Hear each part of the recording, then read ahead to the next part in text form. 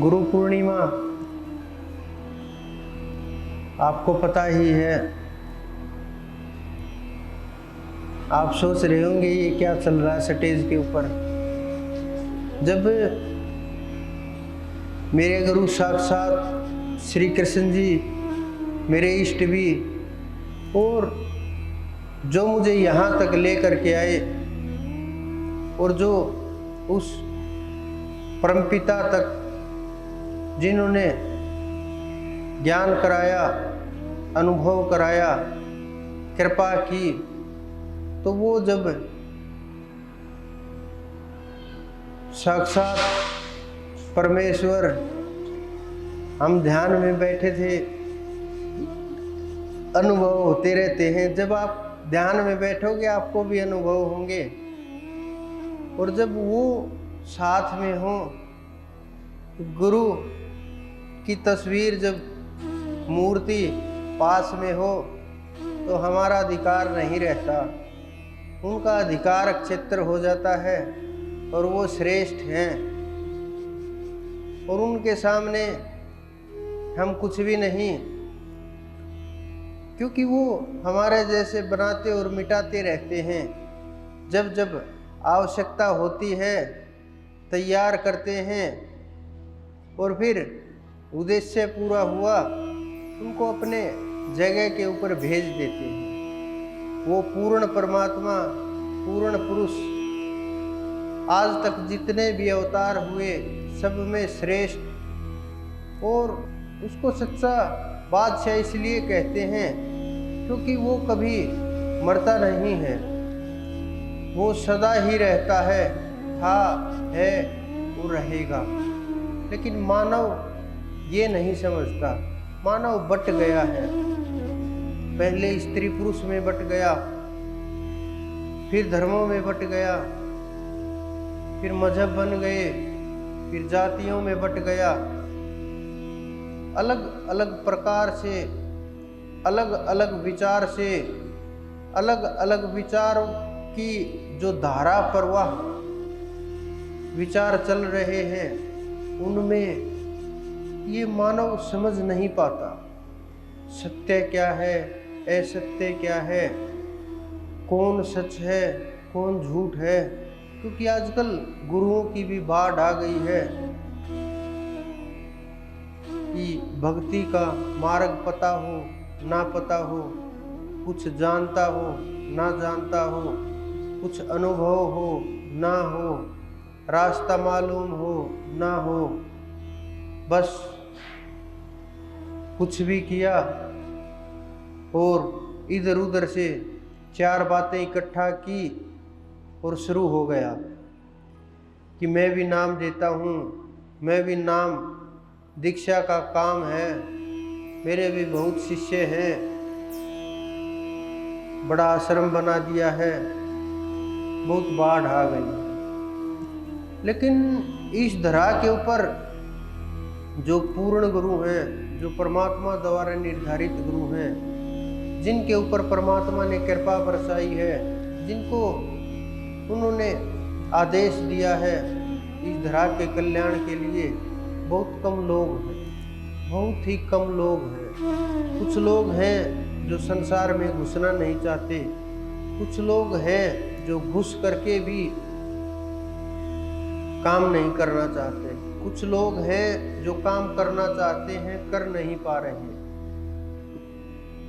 बहुत कारण होते हैं, लेकिन जीव को ये समझ नहीं आता कि कैसे कल्याण होगा, कौन समर्थ है, कौन समर्थ नहीं है,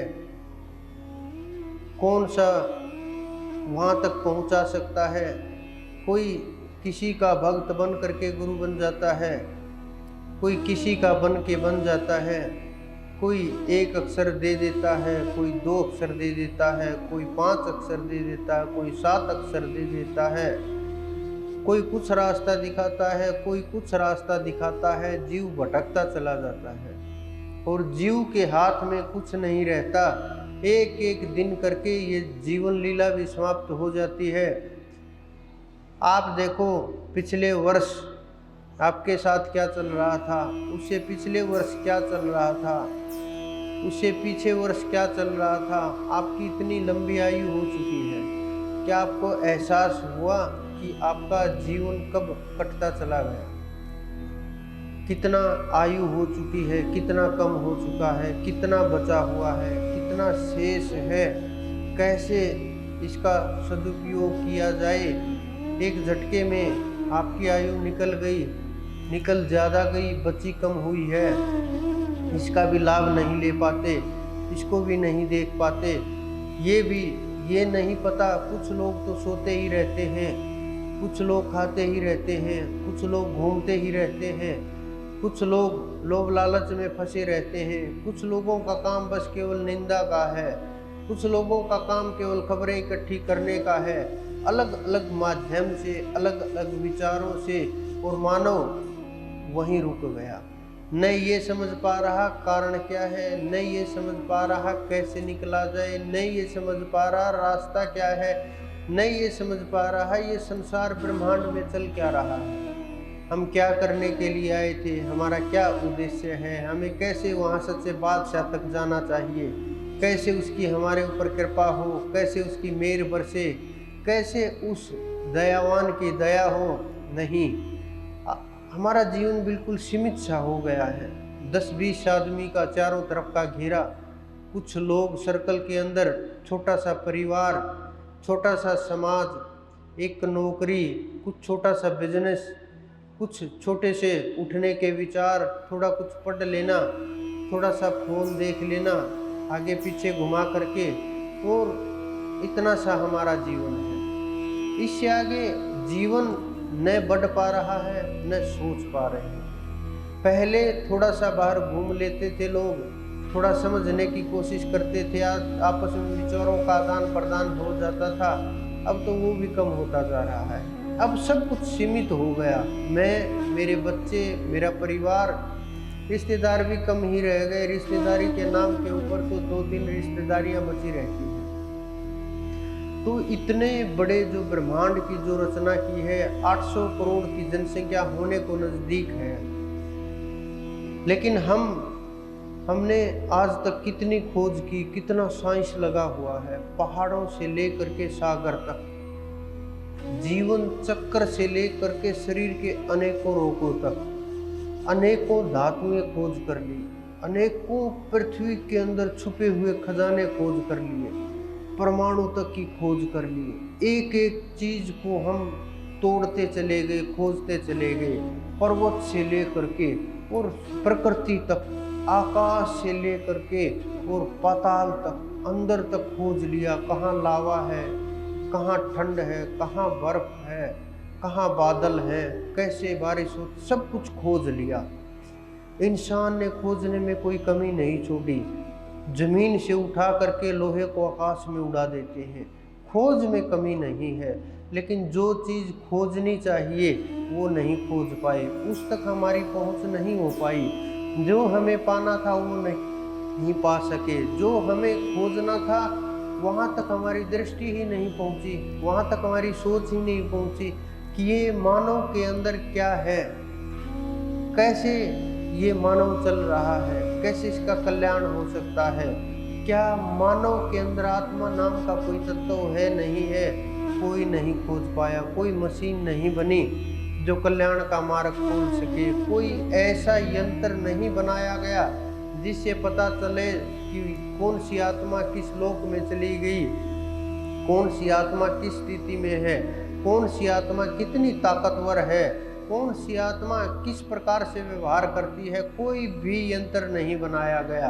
कुछ यंत्र हैं जो पकड़ते हैं कि हाँ यहाँ आत्माएं हैं, यहाँ नहीं है, यहाँ इस पर दूसरे ग्रह के प्राणी हैं, या कुछ यंत्र हैं, लेकिन स्थितियाँ नहीं माप पाए और समझ नहीं पाए किसकी आत्मा जागृत है और कैसे जागृत होती है, ये कोई भी साइंस नहीं खोज पाया। हम भागे तो आगे की तरफ हैं, लेकिन भाग नहीं पाए, हम पीछे हट गए।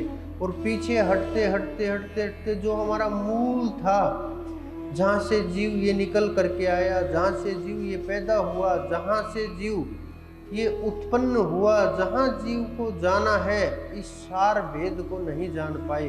और उस सार भेद को जब तक नहीं जानेंगे तब तक अनुभव बहुत दूर की वस्तु है, बहुत दूर की। आप नहीं सोच पाएंगे अनुभव क्या है। आपने सोचा होगा कि जो ये मैं बोल रहा हूँ ये अनुभव है, ये अनुभव मेरा हो सकता है, आप लोगों का अनुभव नहीं है। आप लोगों को अनुभव तब होगा जब आप ध्यान करेंगे, सुमरन करेंगे और उस रास्ते के ऊपर चलेंगे। जब आपका अनुभव होगा वो आपको मार्ग भी दिखाएगा, रास्ता भी दिखाएगा।